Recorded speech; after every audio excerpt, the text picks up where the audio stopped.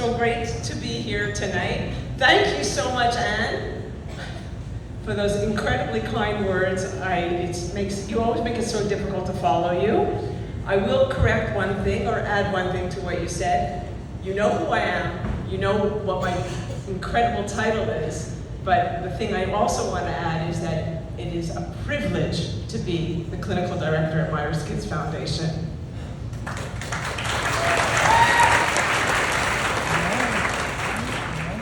And in this role, what I thought I would do tonight is share with you a little bit about how we at Myra's Kids understand grief. So the way I thought it would be a really interesting way to do it would be through the story of the Wizard of Oz. Now, I'm pretty sure most of you know that story, and if you don't, like, where have you been living? No, if you don't know it, I'm going to say I apologize in advance for the spoiler alert, because you'll be amazed at what ensues in this story. So think about it. It starts off with a girl named Dorothy.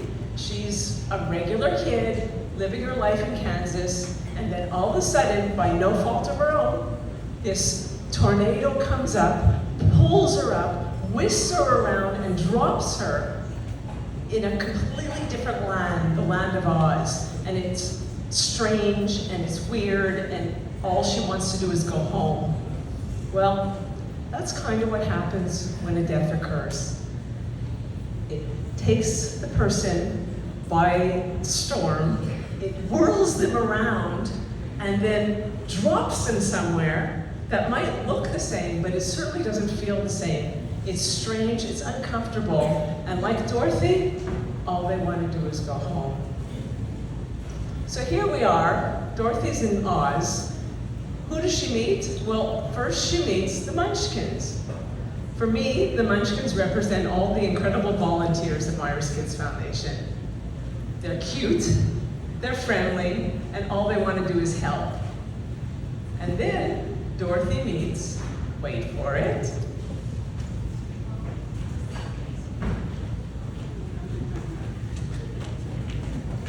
Glinda, the Good Witch.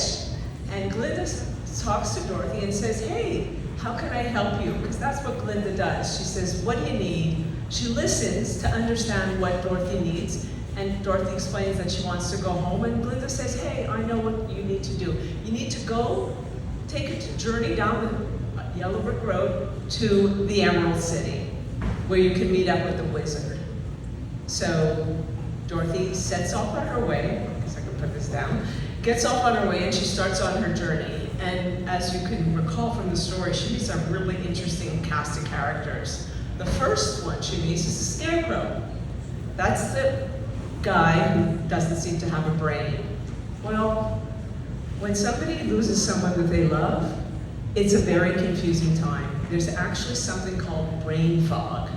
It's this very mystic, bizarre feeling that someone has where they're very confused and they don't really know how they're going to manage their grief journey.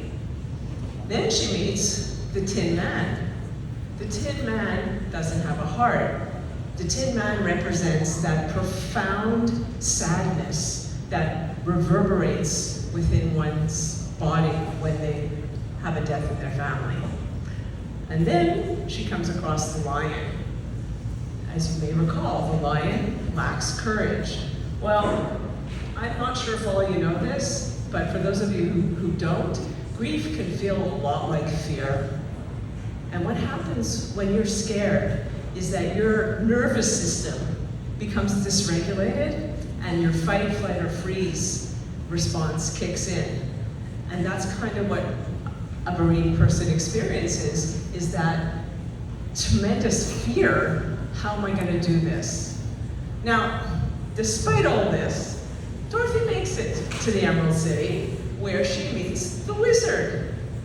Okay, if you haven't figured this one out by now, the wizard, of course, is our very own John Ryder.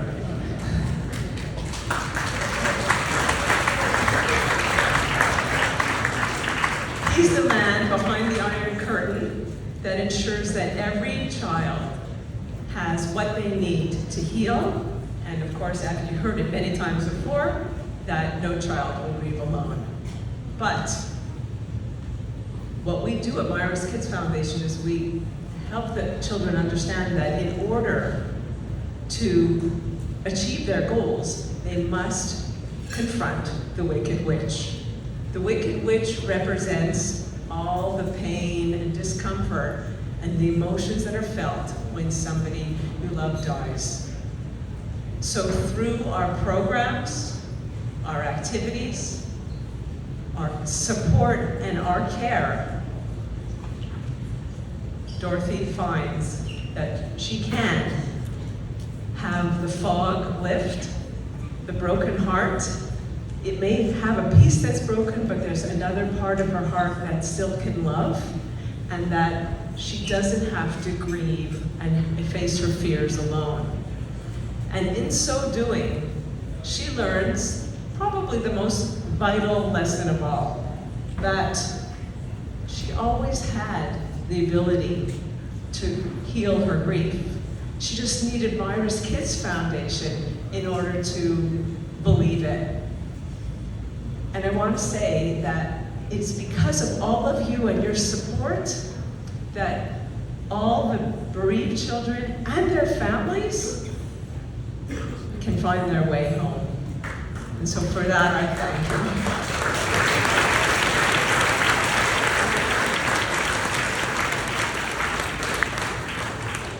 you. Now, I'm going to ask you to turn your attentions to the screens. I will invite up our wonderful singers, as you've heard